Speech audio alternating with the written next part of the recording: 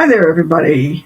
Depending on when you're listening to this, I hope you had a good weekend, or maybe you're getting prepared for the weekend. Again, that sort of depends on when you're listening to this. I hope you had a good one, whatever it was. And I can't believe that we're just about into June. It's like, when did this happen? Tell me I'm not the only one who thinks that May just disappeared in a flash. Anyway, um, that sort of goes a little bit in line with the particular quote I've got today. Now, this is a quote. Now, first of all, I keep quotes. I've been doing it for years. You don't necessarily read this on this, but I've been keeping quotes on index cards. I've got thousands, literally thousands of them. And when I was teaching in a traditional classroom, I would start the day with a quote. I'm trying to put the card up here. And this particular one, I would date them so that I wouldn't do them again. So I wouldn't like have the same quote during the same term or something like that. And I first gave this one out in January of 1996. So it shows you how old it is. That's why I keep looking at this card thinking, oh, geez. But it came to my attention that long ago because it was written from a woman who was putting a book out at that time. It's still for sale. I just checked it on Amazon if you want to go take a look at it about being totally organized. But her comment was, you don't have to be caught up to be in control. Now, this may be, I don't know whether you'd call it controversial or not, or whether people were going to argue with me on that, but I think we've got a couple of issues here when we're taking a look at the concept of being caught up and being in control. First of all, at least at my particular stage in life, I'm not sure that you can ever be in control. You can be in control of yourself, but you can't be in control of anything else. I mean, if you've ever tried to control your children or control your work or control things that are going on in the household, you know that sooner or later something's going to go wrong and it's going to slip. Um, Being caught up in this day and age, I don't think is really possible anymore, because sooner or later something's always going to come up that you didn't find or that you forgot about or that you didn't know was going to happen or some such thing like that. In just fact, just today I was looking at a few things that was on my agenda and I realized that I had completely forgotten something that I put on there like almost a month ago. And it's like, oh geez, okay. So now I have to attend to that. Well, in fact, I actually did already, but I was thinking that when I saw the list earlier. But for those reasons, I don't think we can actually ever be caught up. But I think that a lot of people get, in a sense, disturbed by the fact they feel like they should be, or if they're not caught up, they're not in control, or somehow that both of these parts have to go together because otherwise, somehow they're not doing something that they're supposed to be doing. Frequently, that says something about themselves, like I'm not a good mother, I'm not a good woman, I'm not a good husband, I'm not a good employee, whatever it happens to be. And I don't think that's the case at all. Because if you really got talking to other people, I dare say that you find that most people will say pretty much the same thing. Again, at my particular stage in life, since I'm pretty much probably older than all of you, almost all of you put together. No, well, not quite that bad. All right. But I'm not sure that I would trust anybody who told me that he or she felt like they were caught up and in control of everything. Because the only thing I think you can be in control of is yourself. Now, before you jump on me and say, I can't control myself, yes, you can. Unless you're drugged, unless somebody's got you tied up and they're literally forcing you to be a marionette because they've got your hands and feet and everything else tied and they're literally pulling your strings, you can control what you do. Now, some of this may require some training. For example, years ago, I worked with little kids and I made the decision at that point in time that I didn't want to swear in front of them. I know that this doesn't really matter a lot anymore, but I made the decision at that point in time that I didn't want to do it.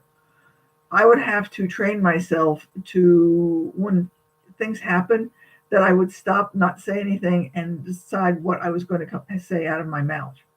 I've learned to say fuss a lot in that particular case because that was the word I chose at that point in time. To this day, I still say fuss, even though I may not be working with little children anymore.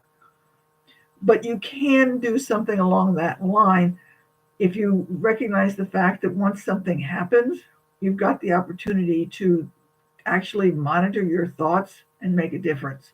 So in that respect, you can control your thoughts. We may talk about this at some point in time in the future, but I'd like you to at least give a thought to the fact that you can control your thoughts. That's about all you can control. But you also have the opportunity to turn those negative thoughts that you've got into something that may be more neutral or maybe even positive. Instead of saying something to the effect of, I'm not good at this or I can't do this, you can always say, I'm not good at this yet.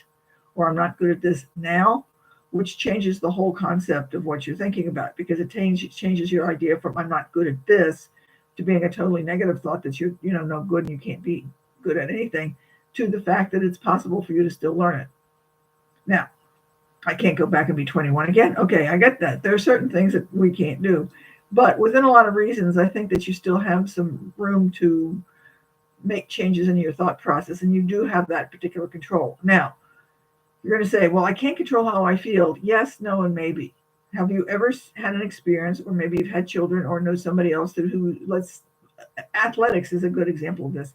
Somebody's on a playing field and they're playing a game, and maybe they get hurt, and it's only after the game's over that they discovered that they're dripping blood and got really wounded, and they never felt anything until they realize and look down and they say it's blood, and then suddenly they feel pain. Until they saw that, they didn't feel it at all. Or if you're in the middle of something, you don't feel pain or you don't feel joy or whatever it is until it's all over and done with. So that you're not feeling things at the moment it happens necessarily until your brain starts kicking in and thinking, oh, gee, I should feel pain or something along that line. So you still have control about that.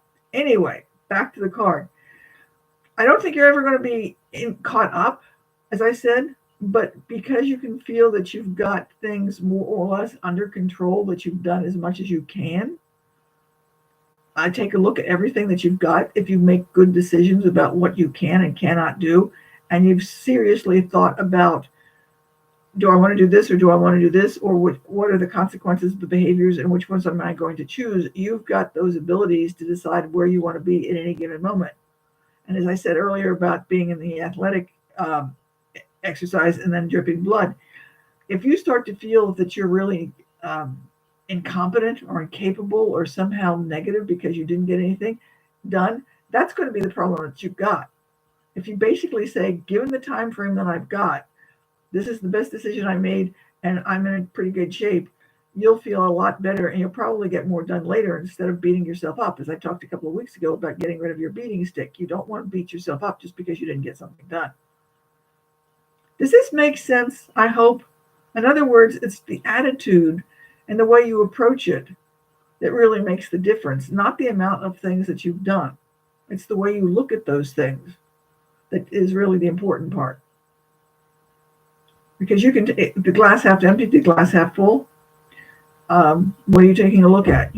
If you're looking at the fact that you're no longer good or you're old or somehow, it's going to be negative and it's going to be draining on you. So, as we're getting the unofficial start of summer, start looking at it from the standpoint that you're going to make the most of it, whatever happens, and do the best you can with it. Because that is, when it bottomed out, start that one again. At the very basic, that is all you can do. You can just make the most of it. Okay? I hope this makes sense. If you don't disagree with me, say something and we can have a discussion about this later. If there's something else in here that you'd like me to talk about, let me know about that too. But I hope you have a good weekend and I hope you have a good start to summer. And, let me know if you want to hear more quotes like this in the future. I'd really like to know what you'd like to have me talk about. Okay, we'll see you. Have a good week and we'll see you next week. Bye.